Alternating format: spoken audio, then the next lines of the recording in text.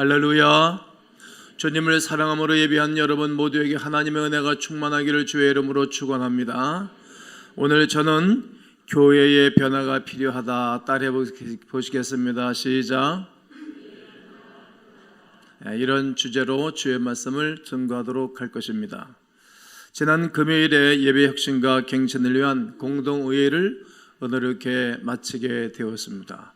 하나님께 감사할 일이고 또 1년 동안 우리 교회에 하나님 주신 축복도 결산을 나눴고 2029년도 예산도 이렇게 결정을 하였습니다. 그리고 집권자들을 세워서 하나님의 나라를 세워가도록 커다란 사역들도 아주 축제와 기쁨과 감사로 잘 마쳤습니다. 감사합니다. 귀한 집권을 감당하기 위해 선출된 일꾼들과 성도들에게 어떤 설교를 하면 좋을까 많이 생각하고 고민하면서 의미가 있고 뜻깊은 주일이기에 더욱 고민하였습니다. 비록 우리 교회는 건강한 교회입니다. 여러 가지 하나님의 은혜로 이 만 27년이 지나면서 별 탈 없이 그냥 구순하게 편안하게 교회가 달려오게 되었습니다. 전적인 하나님의 은혜이고 또 은혜로운 하나님의 사람들과 부족한 사람들의 리더십에 온 성들이 하나가 되어져서 위대한 일을 이루었다라고 저는 늘 고백합니다. 그러나 건강하고 좋은 교회라 할지라도 변화는 계속적으로 있어야 됩니다. 그래서 교회 변화가 필요하다 이런 말씀으로 말씀을 증거하도록 한 것입니다. 속담에 이런 말이 있지요. 고장나지 않았다면 일부러 고치지 말라. 고장나지 않았는데 고치려고 들면 더 망가지는 거예요. 우리는 훌륭하고 뛰어난 교회들처럼 우리 교회도 혁신을 받아들일 필요가 있습니다. 오늘날에도 빠르게 변하는 세상에서 모든 교회가 혁신과 창의성을 가지고 변화에 익숙한 문화를 만들어 가야 할 것입니다. 건강한 교회는 어떤 것이 변하면 안 되는지 우리는 알아야 됩니다. 이것을 다르게 말한다면 건강한 교회는 지속적으로 남아 있어야 할 것이 무엇인지 아는 것입니다. 변하지 않고 남아있어야 할 것들이 있는데 변하지 않고 남아있어야 할 것들을 건드리면 망가지는 거예요. 고장나는 거예요. 오히려 바울은 갈라디아 교인들에게 이렇게 편지를 써보냅니다. 우리나 혹은 하늘로부터 온 천사라도 우리가 너희에게 전한 복음 외에 다른 복음을 전하면 뭘 받을지어다? 저주를 받을지어다. 다른 복음을 받으면 저주를 받을 것이라고 바울은 선포하는 것입니다. 어떤 것이 절대로 변하면 안 되는 것입니까? 두 가지입니다. 메시지와 사명. 즉 하나님의 온전한 말씀과 사명은 절대로 변하면 안 되는 것입니다. 건강한 교회는 늘 말씀을 전하는 것입니다. 복음 자체입니다. 세상은 복음 메시지를 변하게 하려고 애쓰기 때문에 조심해야 하는 것입니다. 다른 복음은 어떤 것입니까? 유대 율법주의자들의 가르침입니다. 율법을 지키라는 거예요. 우리가 뭐를 해서 구원을 받는데 얼마나 힘들겠어요.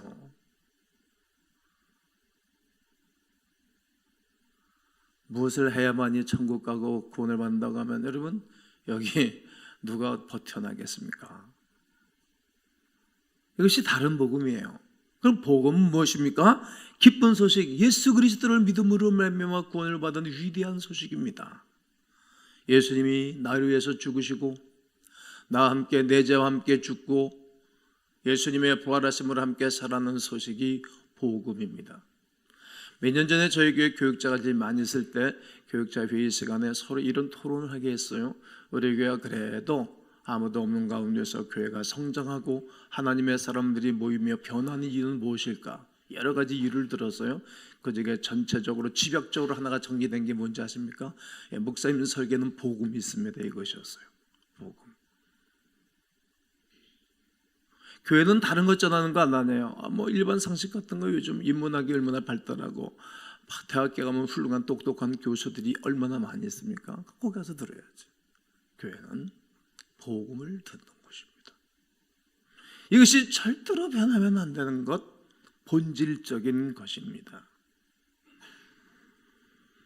디모데후서 3장 16절 17절에서 모든 성경은 하나님의 감동으로 된 것을 교훈, 책망, 바르게 함, 의로 교육하게 유익하다. 하나님의 말씀을 듣게 되어지면 사람을 교훈을 받는 거예요. 야단도 맞아요. 성경 말씀을 통해서. 그래서 사람이 바르게 되어져요. 의로 교육하게 됩니다. 이는 하나님의 사람으로 온전하게 되며 모든 선한 일을 행하며 능력을 갖추게 한다는 겁니다. 그렇습니다. 하나님의 말씀은 언제나 사람을 온전케 하고 선을 행하기에 온전케 하는 능력이 있답니다. 그러므로 복음의 메시지와 사명은 변하면 안 되는 것입니다. 안 되는 것입니다. 이것이 본질적인 것입니다. 사명, 결코 교회의 사명이 변해서도 안 되는 것입니다. 예수님께서 제자들에게 맨 마지막의 메시지가 너희들은 가서 모든 민족으로 제자를 삼아서 아버지와 아들과 성령의 이름으로 세례를 주고 내가 너희에게 품반 모든 것을 가르쳐 지키게 하라. 볼지어다 내가 세상 끝날까지 너희와 항상 함께 있을 것이라고 주님의 마지막 명령을 내리셨습니다. 교회의 근본적인 유임 명령과 사명과 목적은 가서 제자 삼는 것입니다. 어제 제자 대학 24기 식구들이 종강을 했어요. 눈물이 펑펑 내sor고 저도 아픔이 있었어요. 많이 아팠어요. 누가 때려서 아픈 것이 아니라 거의 다 울었어요. 부쩍 놀고 또 1:1로 면담하면서 제가 첫 번째 질의가 무엇인가 하면 제자 훈련을 하면서 정리된 게 무엇입니까? 이게 첫 번째 물음이에요. 3가지를 물어요. 더 이상 묻지도 않아요. 제자 훈련하면서 정리된 게 무엇입니까? 그랬더니 어느 분이 그런 대답을 했어요. 목사님, 제가 사람을 귀하게 여겨야 할 것을 알았어요.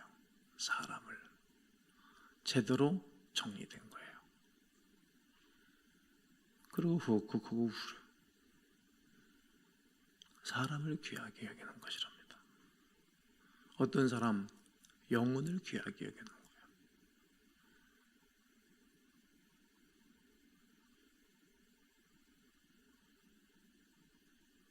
사명, 목적은 제자 삼는 것입니다.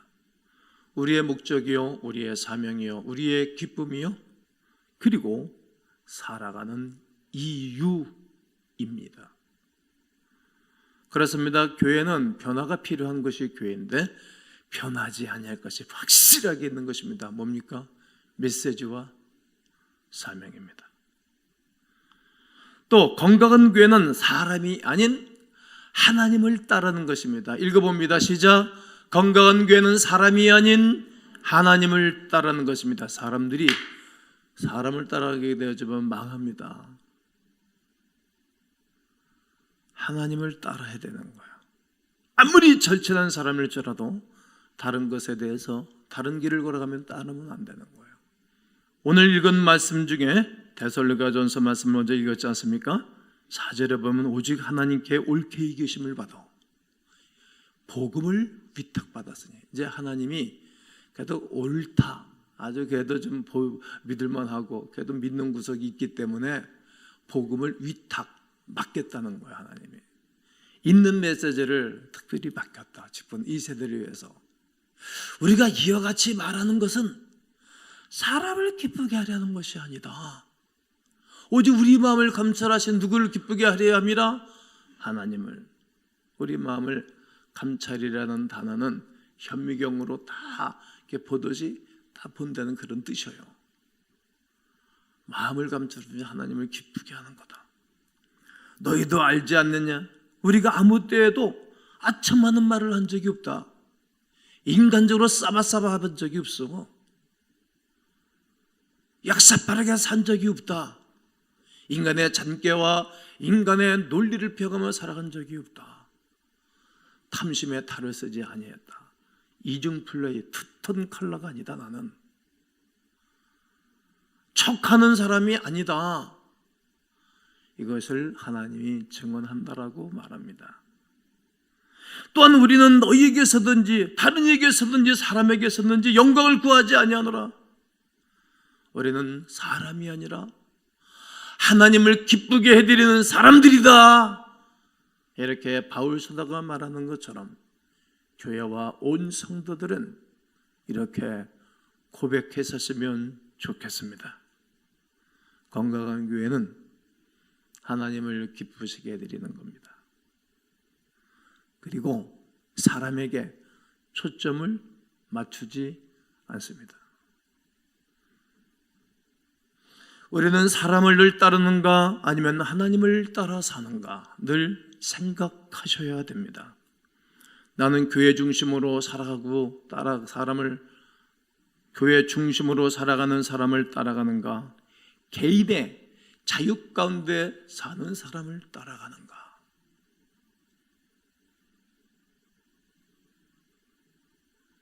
또한 건강한 교회는 결단 과정에서 경건한 지도자들이 참여합니다.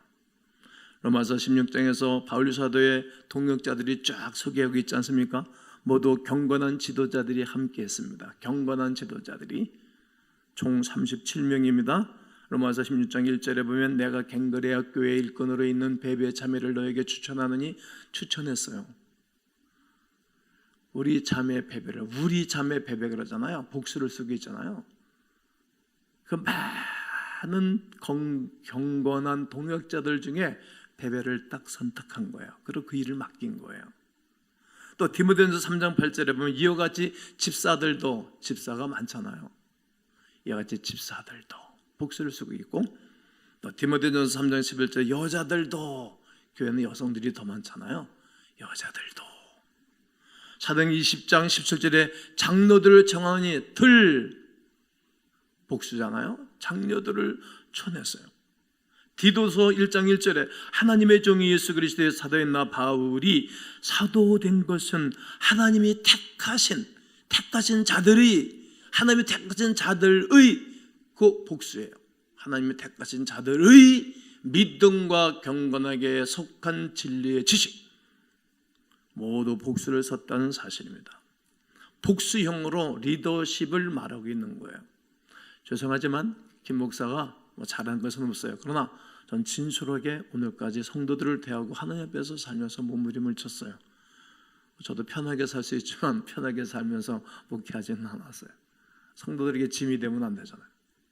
성도들이 늘 교회 와서 평안하고 은혜 받고 진리의 말씀을 깨닫고 그래도 뭔가를 정리하고 돌아가게 해야지. 목사가 추태를 부려가지고 늘 인상을 찌푸리면 교회에서 은혜가 안 돼요. 정말 불행한 교회예요. 성도들이 얼마나 불행하겠어요. 그래서 그런 누가 누를 끼치지 아니하기 위해서 정말 최선을 다하고 그냥 달려왔어요. 앞으로 그렇게 달려갈 것이고 말이죠.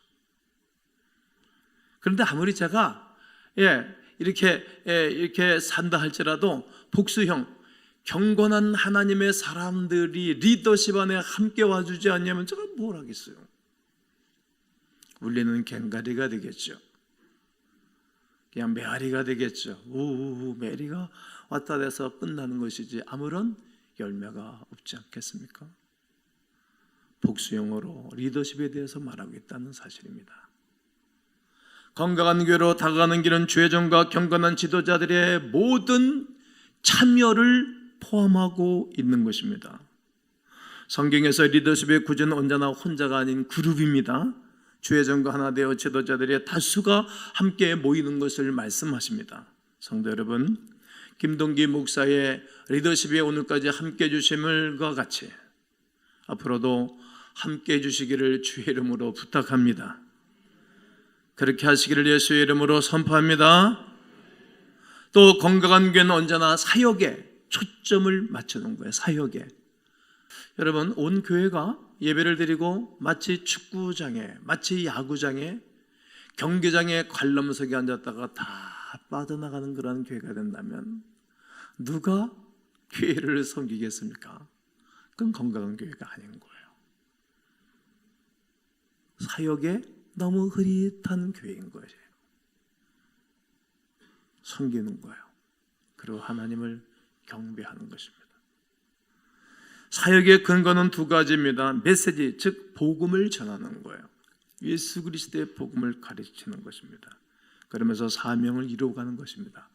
우리에게 사명이 무엇입니까? 모든 사람들을 제자로 삼아 교회를 세움으로 세상을 변화시키는 거예요. 사람 한 사람이 변화를 받으면 온전해진 나의 모습 속에 옆에 있는 사람들이 또 도전을 받아요. 그리고 그분과 함께 가루서물 속에 갖다 놓고 전부 부풀게 누룩처럼 변화하는 거예요. 다 누룩이 좋게 변하는 거예요. 하나님을 만나면, 하나님을 알게 되어지면 하나님이 좋아하는 일을 계속하는 거예요. 그래서 사람들이 곁길로 가지를 않는 거예요. 뭐 지금도 다 사람들이 좋다는 얘기가 아니라 그들은 지금 복음을 버리고 엉뚱한 짓, 엉뚱한 행동을 하기 때문에 아픔이기도 하지만 그게 역사니까 말이죠. 오늘도 우리가 내가 변화하고 다른 사람을 변하여 교회를 세워가는 것, 이것이 사역의 초점이고 교회의 초점이라는 말씀을 계속 드리는 것입니다. 나는 이 변화가 우리 가운데, 교회 가운데 있게 될 것을 예수의 이름으로 선포합니다. 또한 건강한 교회는 미래를 기대해야 하는 것입니다. 미래가 기대감이 없는 사람은 소망이 없는 사람 아니겠습니까? 바울은 빌립보 교우들에게 너희 가운데서 행하시는 이는 하나님이시니 자기의 기쁘신 뜻, 하나님의 기쁘신 뜻을 위해서 너희에게 소원을 두고 행하게 하신다라고 말합니다. 소원 말이죠. 믿음은 하나님을 따라가며 지키기에 필수적인 것입니다. 하나님을 따라가며 지키기에 필수적인 것, 믿음 없이 하나님을 기쁘시게 드리는 일은 전혀 불가능한 일이라고 히브리서 11장 6절은 말합니다. 주의 말씀과 주의 일에는 믿음이 꼭 필요합니다. 믿음이 말이죠. 아브라함도 갈대아 우리에서 떠날 때에 어디로 갈 것인지 하나님이 알려주실 것이다. 내 인생을 알려주실 것이다. 이런 믿음 가지고 떠났습니다. 어느 곳인지를 모르진다. 그러나 하나님은 반드시 나의 삶을 인도해 가실 것이다. 이렇게 믿음으로 아브라함은 출발한 것입니다. 믿음으로 아브라함은 부르심을 받았을 때 순종하여 장래의 유업으로 받을 땅에 나가서 갈 바를 알지 못하고 나아갔으며, 이는 그가 하나님이 계획하시고, 하나님이 내 인생을 계획하시고, 하나님이 우리의 미래를 계획하시고 지으실 터가 있는 성을 바랐습니다. 하나님 언제나 주님의 백성들에게 믿음의 발걸음을 걸어야 된다라고 늘 말씀하고 계신 것입니다. 오늘도 믿음으로 여러분 오셨죠? 저도 믿음으로 거룩한 말씀들을 증거하고 믿음으로 거룩한 사역들을 감당하고 있는 것입니다. 하나님은 전지전능하십니다. 하나님의 일하심의 방법 중에 하나이기도 합니다. 하나님이 계획하시고 귀한 축복이 있음을 바라보는 것입니다. 미래를 바라보면서 달려가는 것입니다. 이제 저는 설교의 결론을 내리고자 합니다. 핵심 단어를 드릴 것입니다. 핵심 단어. 우리는 어떤 것에 초점을 맞춰야 하겠습니까? 어떤 것에? 우리가 초점을 맞출 것은 바로 이것입니다. 크기가 아닌 건강에 초점을 맞추셔야 합니다. 아무리 몸집이 크다 할지라도 말해요, 장기 하나 망가지면 그 사람 움직이지 못하잖아요. 건강한 거예요. 에베소 교우들에게 바울은 그렇게 말하지 않습니까? 그에게서 온몸이 각마디를 통하여 도움을 받음으로 연결되고 결합되어 각 지체의 분량대로 역사하여 그 몸을 자라게 하며 사랑해서 스스로 세우느니라. 그 몸을 자라게 하고 스스로 세운다. 하나님을 따라 의와 진리와 거룩함으로 주임받은 새 사람을 입으라고 말합니다. 그리스도의 건강한 몸을 세워가는 것입니다. 한 분 한 분이 건강한 예수님의 제자가 되는 것에 초점을 맞추는 것입니다. 그리고 잃어버린 영혼에게 다가가는 것에 초점을 맞추는 거예요. 초점. 잃어버린 영혼, 죽은 영혼, 생명이 없는 영혼에게 초점을 맞추는 것입니다. 여러분과 제가 변화를 만들어가면서 결국은 사람을 세우는 것입니다. 건강한 제자들이 더 많이 세워지고 장성한 사람들을 세워가는 것입니다. 건강하지 않은 사람이 세워지면 현재 공예배도 안 드리는 분이 일꾼으로 세워진다. 그럼 그 사람은 힘들어요. 왜? 옆에 사람들 다 하는데 본인 하나만 안 하잖아요. 그럼 못 버텨요, 본인이. 그래서 평상시에 하는 분들을 세우는 거예요. 본인이 따라갈 수가 없어요. 한 사람 한 사람을 세우는데 초점을 맞추는 겁니다. 건강한 제자들을 더 많이 세우고 장성한 사람들을 만들어가는 것입니다. 한 사람을 영적 유아에서 영적으로 성숙한 사람으로 세워가는 것입니다. 이리 되면 결국 엄청난 변화가 일어나는 것입니다. 또 교회가 성장하면서 지도자를 성장시키는 데 초점을 맞추는 것입니다. 지도자 말이죠. 디모데후서 2장 2절에 또 네가 많은 증인 앞에서 내게 들은 바를 누구에게 부탁해라? 충성된 사람들에게 부탁해라. 충성된 사람들. 충성되지 않는 사람들에게는 그냥 평창호야. 아무리 소리를 질러도 전달이 안 돼요. 닌 니고 난 나다. 전혀 리더십 안에 들어오질 않아요. 결국은 충성된 사람들에게 부탁하는 거예요. 그들이 또 다른 사람들을 어떻게 한다? 가르칠 수 있을 거다. 또 다른 사람들을. 100여 명의 소그룹 리더들이 다른 사람을 계속 가르치는 거잖아요. 여러분이 교회 순장이시면 순원들을 매일 예배 리더 순장으로 세워 가시는 것입니다. 몇몇 충성된 자들을 가르쳐 일러주는 것입니다. 거기에는 여러분들의 섬김이 필요합니다. 일꾼이 세워지려면 또 키워지려면 손길이 필요해요. 이 손길만이 아니라 전체 뜨거운 사랑과 섬김이 필요하다는 겁니다. 또 약점이 아닌 강점에 초점을 맞추어야 합니다. 여러분이 변화에 대하여 생각할 때 장점에 초점을 맞추셔야 됩니다. 계속 변화해야 되기 때문에 합니다. 저는 저의 약점, 취약점이 뭔지를 알아요. 저는 거기에 관심이 없어요. 던져버렸어요. 제가 강점이 무엇인지 내가 나를 알아요. 그래서 그것까지 난 계속 개발하는 거예요. 계속 변해야 되기 때문입니다. 그동안 우리 교회는 건강한 교회로 성장해 왔습니다. 감사할 일입니다. 별 불편함이 없이 세워졌습니다. 새가족부터 제자대까지 계속 하게 될 것입니다. 그것은 힘이 되었기 때문에 변경할 수 없습니다. 바꿀 수 없는 것입니다. 속으로 모이도 우리 교회의 장점이고 강점이기 때문에 계속 이어나가고 섬겨야 할 것입니다. 그 장점과 사역을 지키는 유일한 방법은 필요에 의해 작은 변화를 기꺼이 하는 것입니다. 아멘이시죠? 이것이 훌륭한 생각입니다. 그러므로 변화를 통해 여러분의 강점을 건강하게 유지한다는 것을 확신하셔야 됩니다. 여러분 아시겠습니까? 이해하시겠습니까? 만약 이해가 되셨다면 아멘 하시기 바랍니다. 좋습니다. 여러분도 저와 함께 동감했습니다. 동의를 했습니다. 하나님의 크신 은혜로 우리 광운교회는 건강했습니다. 앞으로도 건강한 교회를 만들어가야 됩니다. 그러나 건강한 교회도 반드시 변화가 필요하다고 말씀을 드렸습니다. 건강한 교회는 어떤 것이 변하면 안 되는지 분명히 알아야 됩니다. 복음과 선교, 메시지와 사명입니다. 복음은 변할 수 없는 본질이고 우리가 사명을 감당하는 것입니다. 하나님의 나라를 세워가는 위대한 이 사역은 변할 수 없습니다. 건강한 교회는 사람이 아닌 누구에게 초점을 맞춘다고요? 하나님을 따르는 것입니다. 우리는 사람을 따라가는가 하나님을 따라가는가 늘 이 모든 일들 가운데 먼저 점검하셔야 됩니다. 그리고 건강한 교회는 결단 과정에서 건강한 지도자들이 참여합니다. 여러분 하나님의 거룩한 일이라면 하나님의 기뻐하는 일이라면 하나님의 나라가 확장되는 일이라면 교회 집사님들 모든 중직자들 모든 식구들이 주의 사역에 동참하는 것입니다. 경건한 지도자들이 이 거룩한 일에 참여하는 것입니다.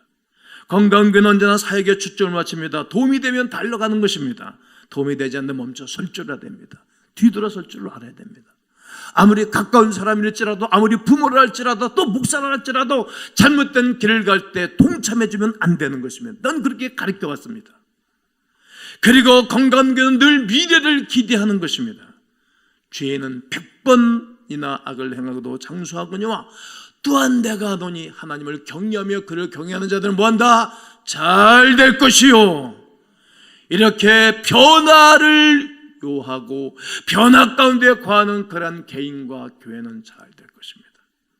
이 믿음이 여러분 모두에게 있게 되기를 주 예수의 이름으로 축원합니다.